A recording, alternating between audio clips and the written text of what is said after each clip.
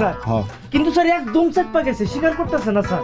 আমার এত সার সার করানোর কিছু নাই, আমি সার না, আমি এই বাড়ির কামলা, হ্যাঁ মাঠে কাজ করি আমি। ওরে তো আমি মাঠে কাটতে দেখছি। মনে হয় কাঞ্চার নিচে মাইরা দুইটা কানের ফুট ফাড়া দি। হাই হাই বেড়াই তুই কুত্তায় বিনছিস কে? কুত্তায় বিনছিস কে? কেমনটা লাগে এখন? কোট টাইমে প্রয়োজনে ফিন দিয়ে এটা আপনাকে করানোর কিছু নাই।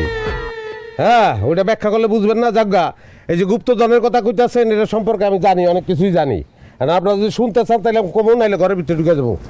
না ঠিক আছে ক ক হুনি ক। গুপ্তধন পাওয়া গেছে, এটা মিছা কথা না, এটা হাসা কথা। একটা কলসি ভর্তি গুপ্তধন পাওয়া গেছে। এখন এটা সবাই সামনে আনন্দ দেবো না, এটা রিস্কি হয়ে যাবো। চোর আছে, ডাকাইতেছে, কার ভিতরে কি আছে কেটা জানে।